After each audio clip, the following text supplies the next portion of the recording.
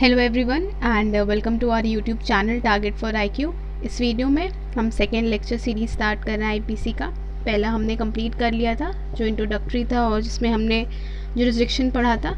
अब second portion है आपका चैप्टर नंबर 2 जो जनरल एक्सप्लेनेशन की बात करता है। ठीक है, तो आपका मीडियम जो भी हो आप ये वीडियो ईजिली देख सकते हैं। बेयर एक्ट आपका इंग्लिश में है बट आपको जो भी कंटेंट यहाँ एक्सप्लेन किया जाएगा वो बहुत इजी लैंग्वेज में होगा, तो आपको कोई इशू नहीं होगा समझने में। तो ठीक है, अब हम स्टार्ट करते हैं। जनरल एक्सप्लेनेशन बहुत इजी, मतलब बहुत इम्पॉर्टेंट है। ठीक है, बहुत ज़्यादा इंपॉर्टेंट है, स्पेशली प्री के लिए बहुत सारे क्वेश्चंस फ्रेम होते हैं। सबसे ज़्यादा ये कि किस सेक्शन में क्या है या क्या चीज़ किस सेक्शन में दे रखी है, तो ये आपको ध्यान में रखना है। ठीक है, सेक्शन 6 से लेके 52A तक है। अब देखिए सेक्शन 6 आपको बोलता है कि चैप्टर 4 में हमने जनरल एक्सेप्शन दे दिया है। अब वो जनरल एक्सेप्शन वहाँ पे दे रखा गया है और दैट मीन्स कि जितने भी आपके डेफिनेशन है या इलस्ट्रेशन है they all are subject to chapter number 4 यानी कि जनरल एक्सेप्शन। क्योंकि हर डेफिनेशन के नीचे हम पूरा जनरल एक्सेप्शन के प्रोविजन तो नहीं लिख सकते ना कि एक बार डेथ हुआ तो फिर लिख दिया कि अच्छा ठीक है डेथ हुई है तो अगर इंसेन है या इन्फेंसी है या मिस्टेक ऑफ फैक्ट है तो उस केस में लाइबल नहीं होंगे। फिर आपका थेफ्ट के नीचे लिख रहा है, फिर आपके डेकोइटी, किसी भी ऑफेंस के नीचे क्या जनरल एक्सेप्शन बार बार नहीं लिख सकता है। तो सेक्शन 6 बोल रहा है कि एक बार हमने लिख दिया दैट मीन्स कि all the definitions and all the illustrations are subject to general exceptions. Okay, अब हम देखते हैं सेक्शन 8। देखिए सेक्शन 8 बात करता है जेंडर की। ठीक है, ये बोल रहा है जहां भी आपका प्रोनाउन ही यूज हुआ है तो ही मेल और फीमेल दोनों के लिए यूज हुआ है। ठीक है, आपको कहीं भी शी नहीं लिखा होगा, हर जगह ही लिखा है, तो इसका मतलब ही का मतलब ये है कि मेल और फीमेल दोनों हैं। ठीक है, फिर 10 है आपका सेक्शन 10 बहुत इंपॉर्टेंट है। Main and women of any as, कोई इनकी स्पेसिफिक एज नहीं दे रखी है कि चलो ठीक है 18 साल के हैं या 20 साल के हैं या जितने भी साल के, कोई भी एज के हैं।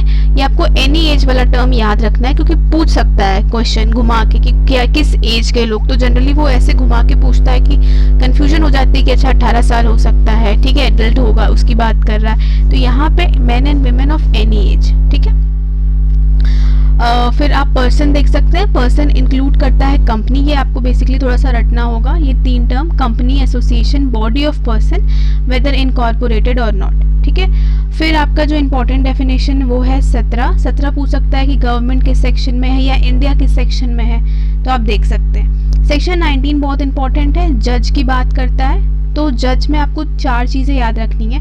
पहला तो भाई ठीक है साफ साफ आपको डेजिग्नेट कर दिया गया है, जज का पद दे दिया गया है, आपने एग्जाम क्लियर किया, ठीक है आपको अपॉइंटमेंट लेटर मिली, you are now officially designated as a जज।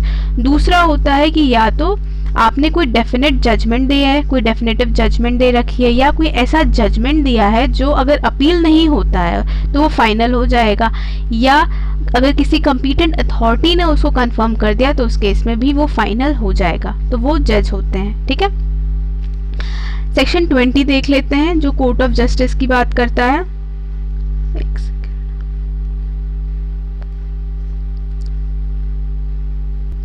ये कुछ इलस्ट्रेशंस हैं, ये याद रखना जरूरी है। अ collector exercising jurisdiction in a suit under act 10 of 1859 is a जज। तो बेसिकली आपको याद रखना है कि जो कलेक्टर हैं वो भी सेक्शन 19 के हिसाब से जज हैं। मैजिस्ट्रेट जो पनिशमेंट को दे सकते हैं, ठीक है फाइन इम्पोज कर सकते हैं, वो भी जज हैं। मेंबर ऑफ पंचायत जो होते हैं वो भी जज की कैटेगरी में है। बट जो कमिटल मजिस्ट्रेट होता है जिसने मैटर को केस को केवल कमिट किया है, ठीक है कमिटल हमने सीआरपीसी में पढ़ा है कि कोई मैटर ऐसा होता है जो exclusively tribal by court of session है। कमिटल हमेशा कोर्ट ऑफ सेशन को किया जाता है, ये हमने सीआरपीसी में पढ़ा है। तो अगर किसी मजिस्ट्रेट के पास कोई ऐसा मैटर आया जो उसे लगता है कि कोर्ट ऑफ सेशन द्वारा ट्राई करना चाहिए तो वो कमिट कर देता है। तो उस केस में जब वो कमिट करता है तो वो जज के तौर पे काम नहीं करता है, तो वो उस वक्त मजिस्ट्रेट जज की कैटेगरी में नहीं आएगा। ठीक है, कोर्ट ऑफ जस्टिस सिंपल, अब इसे इतना याद रखना है, कोई भी जज जो एम्पावर्ड होता है, लॉ द्वारा अधिकारित होता है जुडिशियली कार्य करने के लिए। ठीक है, सेक्शन 21 पब्लिक सर्वेंट बहुत इंपॉर्टेंट है। देखिए सबसे पहला क्वेश्चन इससे ये फ्रेम होता है कि भाई पब्लिक सर्वेंट आपके किस सेक्शन में है, तो ये आपको पता होना चाहिए कि सेक्शन 21 में। दूसरा वो कुछ ऑप्शन दे देगा कि भाई MP, MLA, PM, CM इनमें से कौन है कौन नहीं है। तीसरा, ये आपका 21 के अंदर से ही घुमा के पूछ सकता है। तो 21 की बेयर एक्ट रीडिंग बहुत थोड़ा सा लेंदी है, बट आपको 4-5 बार अगर उसे रीड कर लोगे तो आपको समझ आ जाएगा। ठीक है, तो एक बार इसको हम कुछ इंपॉर्टेंट चीज़ें, सारे पॉइंट्स नहीं रीड करेंगे, कुछ इंपॉर्टेंट है वो रीड कर लेते हैं। Commissioned officer in military, naval या एयरफोर्स में, ठीक है, जैसे मिलिट्री में आपका ब्रिगेडियर हो गए, कर्नल हो गए, ठीक है, लेफ्टिनेंट कर्नल हो गए, ये लोग कमीशन्ड ऑफिसर्स होते हैं। तो ये जो है पब्लिक सर्वेंट है 21 में। सारे जज, याद रखिएगा, जो जजेस होते हैं वो पब्लिक सर्वेंट होते हैं, या कोई भी ऐसा पर्सन जिसको पावर है एडजुडिकेट करने की। एडजुडिकेट करना मतलब डेफिनेट जजमेंट सुनाने की, तो वो अगर उसके पास एम्पावर्ड है तो वो भी पब्लिक सर्वेंट की कैटेगरी में आता है। Officer of court of justice, ठीक है, कोर्ट ऑफ जस्टिस कहाँ डिफाइन है? सेक्शन 20 में। तो जो लिक्विडेटर, ये चीज़ रट लीजिए, ऑप्शन में दे देगा कि लिक्विडेटर, रिसीवर या कमिश्नर, तो उस वक्त आपको जो बेयर एक्ट में दिया है वो तो आपको पता होना ही चाहिए। तो लिक्विडेटर भी आपका, लिक्विडेटर जैसे कंपनी वाइंड अप होती है, ठीक है, तो इन सब में लिक्विडेटर अपॉइंट होते हैं। उसके बाद रिसीवर है जो कोर्ट के, और रिसीवर तो हम सब जानते हैं, हमने सीपीसी में पढ़ा है। कमिश्नर जो होते हैं, ये सब जो है 21 में आते हैं। फिर ज्यूरी मैन, याद रखिएगा, ज्यूरी मैन, एसेसर या मेंबर ऑफ पंचायत। अब किसी ने आपसे पूछ लिया कि क्या पंचायत का जो मेंबर है वो आपका 21 में पब्लिक सर्वेंट है, तो आप इसका आंसर सीधा हाँ नहीं बोलेंगे। आप इसका आंसर ऐसे देंगे, अगर वो असिस्ट करता है कोर्ट को, कोर्ट ऑफ जस्टिस को असिस्ट करता है, तो उस दौरान जब वो असिस्ट करता है यानी हेल्प करता है, तो वो एक पब्लिक सर्वेंट की तरह काम करता है। तो कोई भी ज्यूरी मैन हो गया, असेसर हो गया, या आपका मेंबर ऑफ पंचायत हो गया, तो जब वो कोर्ट को असिस्ट करते हैं तो वो एक पब्लिक सर्वेंट की तरह कार्य करते हैं। कोई भी आर्बिट्रेटर हो गया, ठीक है, आर्बिट्रेटर हम सब जानते हैं, जब कोई हमें कोर्ट के बाहर मैटर सॉर्ट आउट करना होता है, ठीक है, मान लीजिए हाई कोर्ट ने अपॉइंट कर लिया किसी आर्बिट्रेटर को, तो जब वो किसी कम्पिटेंट अथॉरिटी, यानी कि मतलब जो कम्पिटेंट अथॉरिटी है कोई अपॉइंट करती है किसी आर्बिट्रेटर को, तो जब वो आर्बिट्रेटर फंक्शन करता है तो वो 21 के अंदर एक पब्लिक सर्वेंट की तरह होता है। ठीक है, फिर आपका कोई भी पर्सन जिसके पास पावर है किसी अदर पर्सन को कन्फाइन करके, बंद करके, जैसे जेलर हो गया, तो ये आप, बाकी इंपॉर्टेंट चीज़ हमने देख लिया, आप रीड कर लीजिएगा। इलस्ट्रेशन, म्यूनिसिपल कमिश्नर, ठीक है, म्यूनिसिपल कमिश्नर, इसमें कुछ मत सोचिए, हमारे जो ऑप्शन में आ गए, तो जो बेयर एक्ट में है वो तो गलत नहीं होना चाहिए। तो म्यूनिसिपल कमिश्नर रट लीजिए, उसमें कोई केस लॉ, जैसे मान लीजिए सीएम जो है वो आपका पब्लिक सर्वेंट है, ये करुणानिधि के केस में कहा गया था, ठीक है, तो कुछ चीज़ें आपको केस लॉ से याद होगी, बट म्यूनिसिपल कमिश्नर आपका साफ साफ बेयर एक्ट में दिया है, तो ये मत गलती करिएगा, म्यूनिसिपल कमिश्नर आपका पब्लिक सर्वेंट होता है। और दूसरी बात यह है कि जो भी 21 में जिन पर्सन्स की बात की गई है, ज़रूरी नहीं है कि वो गवर्नमेंट द्वारा उनका अपॉइंटमेंट हुआ हो, ठीक है, वो गवर्नमेंट द्वारा अपॉइंट हुए भी हो सकते हैं, नहीं भी हो सकते, बट अगर वो सेक्शन 21 के अंदर फॉल कर रहे हैं तो वो पब्लिक सर्वेंट में आएंगे। ठीक है, सेक्शन 22 बात करता है मूवेबल प्रॉपर्टी। सारी प्रॉपर्टी जो कॉर्पोरियल नेचर की हैं वो आपकी मूवेबल प्रॉपर्टी है, except land, things attached to earth. Wrongful gain और रॉन्गफुल लॉस, भाई देखिए, रॉन्गफुल गेन, गेन का मतलब कुछ पाना, तो वही जब आप गेन किसी चीज़ को पाते हैं गलत तरीके यानी अनलॉफुल मीन्स से आप पाते हैं, और आप उस चीज़ के लीगली एंटाइटल्ड नहीं है, आपका उस पर कोई राइट नहीं है, फिर भी आप उसको गलत तरीके से पा रहे हैं, तो वो रॉन्गफुल गेन होता है। रॉन्गफुल लॉस क्या होता है? वही चीज़ अगर आप किसी चीज़ के लिए लीगली एंटाइटल्ड हैं, आप हक अधिकार रखते हैं उस पर, आपसे किसी ने अनलॉफुल तरीके से वो चीज़ ले ली है, तो किसका लॉस हुआ? आपका हुआ, तो यहाँ आपका रॉन्गफुल लॉस हो रहा है। Gaining wrongfully, gaining losing wrongfully का मतलब होता है जब कोई पर्सन गलत तरीके से कोई चीज़ एक्वायर करता है, ये रिटेन रखता है अपने पास, तो वो रॉन्गफुली उस चीज़ को गेन कर रहा है। और अगर किसी चीज़ का कोई लीगली एंटाइटल्ड है, उससे उसको चीज़ दूर रखी जा रही है, उससे डिप्राइव की जा रही है, तो यहाँ पे वो चीज़ को रॉन्गफुली लूज कर रहा है। ठीक है, सेक्शन 24 आपको बस इतना याद रखना है कि सेक्शन 24 में डिसऑनेस्टली डिफाइन है। कोई भी पर्सन जब गलत इंटेंशन से किसी को रॉन्गफुल लॉस कराता है और रॉन्गफुल गेन कराता है, तो वो डिसऑनेस्टली काम करता है। सेक्शन 25 फ्रॉडुलेंटली की बात करता है। फ्रॉडुलेंटली थोड़ा सा बड़ा टर्म है डिसऑनेस्टी से, ठीक है, यहाँ पे जब हमारा इंटेंशन डिफ्रॉड करने, धोखाधड़ी करने का होता है, तो उस केस में हम फ्रॉडुलेंटली एक्ट करते हैं। सेक्शन 26, ये सब आपको बेसिकली इतना याद रखना है कि किस सेक्शन में क्या है, ये ज़्यादा फोकस करता है, ठीक है। दूसरी इंपॉर्टेंट चीज़ कि सेक्शन 34 से लेके 38 तक हम दूसरे वीडियो में पढ़ेंगे, क्योंकि 34 में कुछ केस लॉज है तो थोड़ा सा लेंदी हो जाएगा अगर हम इसको इंक्लूड कर दें इसमें, तो वो हम अदर वीडियो में पढ़ेंगे। सेक्शन 26 बात करता है रीज़न टू बिलीव, ठीक है। रीज़न टू बिलीव यानी विश्वास, किसी चीज़ को विश्वास करने का कारण। तो अगर कोई चीज़ मतलब सफिशिएंट कॉज है किसी चीज़ को बिलीव करने का, ठीक है, किसी चीज़ को सफिशिएंट आपके पास मतलब एक प्रॉपर एक रीज़न है किसी चीज़ पर विश्वास करने का। सेक्शन 27 बात एक तरीके से वाइकेरियस लायबिलिटी की करता है। मान लीजिए अगर कोई पर्सन है, उसके बिहाफ पे कोई प्रॉपर्टी उसकी वाइफ या क्लर्क या किसी सर्वेंट ने होल्ड करके रखी है, तो ऐसा माना जाएगा कि उस पर्सन ने ही वो प्रॉपर्टी होल्ड करके रखी है। और यहाँ पे हो सकता है कि उस वाइफ, क्लर्क या सर्वेंट ने वो प्रॉपर्टी टेम्परेरी या परमानेंट रखे, उससे कोई फर्क नहीं पड़ता। काउंटरफीट का मतलब होता है अगर हम एक चीज़ को देख के उसी तरीके की कोई चीज़ बनाते हैं, रिजेम्बलेंस, उससे मिलता जुलता बनाते हैं, डिसीव करने के लिए, धोखा करने के लिए। डिसीव और किसका, चीटिंग का भी एसेंशियल एलिमेंट है, तो उस केस में हम काउंटरफीटिंग करते हैं। सेक्शन 29 याद रखिएगा, डॉक्यूमेंट है।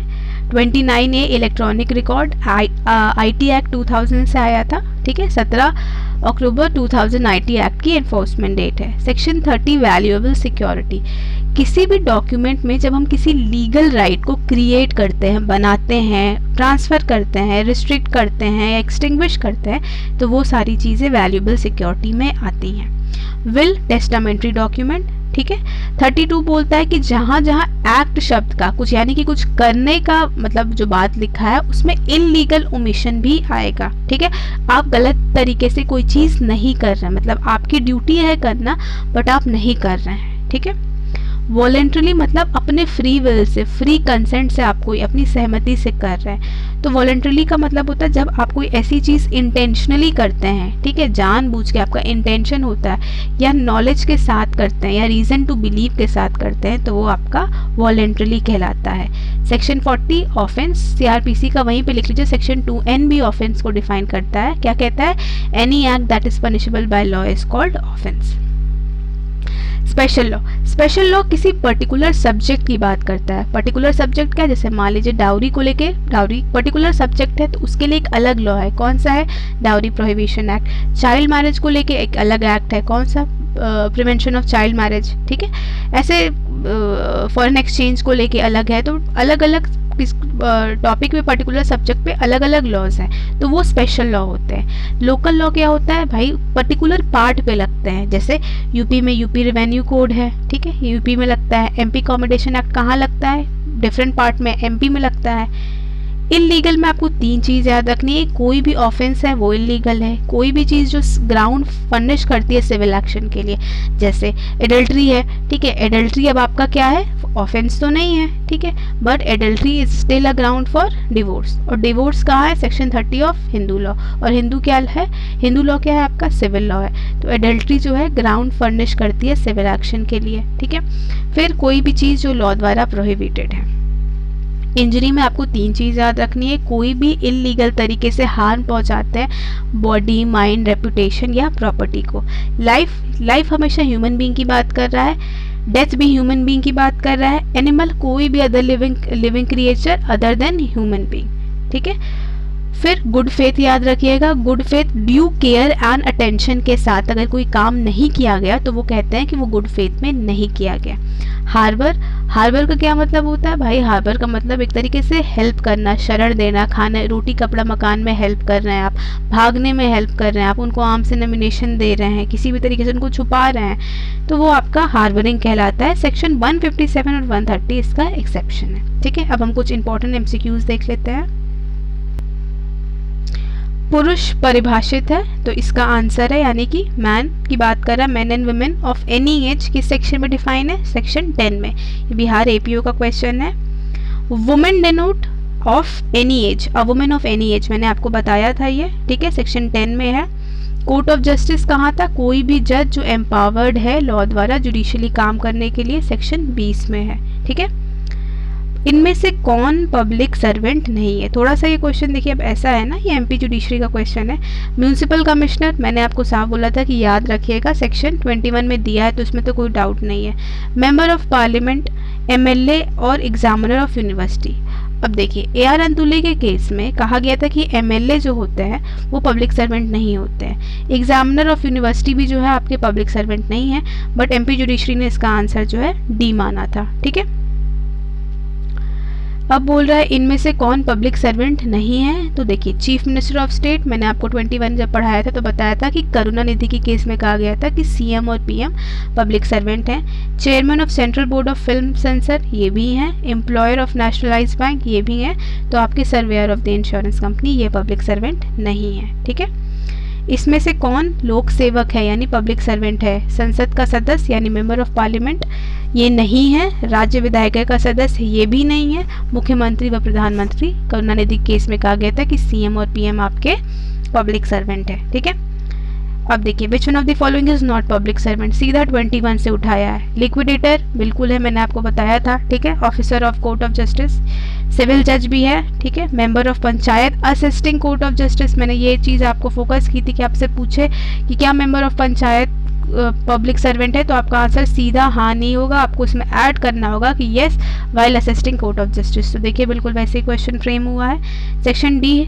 जो है वो आपका कोऑपरेटिव सोसाइटी जो है, सेक्रेटरी ऑफ कोऑपरेटिव सोसाइटी, ये है पब्लिक सर्वेंट नहीं होते हैं। ठीक है, रॉन्गफुल गेन, रॉन्गफुल लॉस आपका किस सेक्शन में डिफाइन है? सेक्शन नंबर 23 में डिफाइन है। इनमें से कौन सी वैल्यूएबल सिक्योरिटी नहीं है? तो ये कुछ चीज़ें आपको रटनी होंगी। तो कॉपी ऑफ लीज जो है वो नहीं है। ठीक है, फिर which one of the following is not a valuable security? तो इसका भी आंसर है postal receipt for an insured parcel. ठीक है, तो ये आपका ख़त्म हो गया है। आई होप आपको ये वीडियो अच्छा लगा हो। कोई भी क्वेरी हो तो please do let me know in the comment section. Thank you.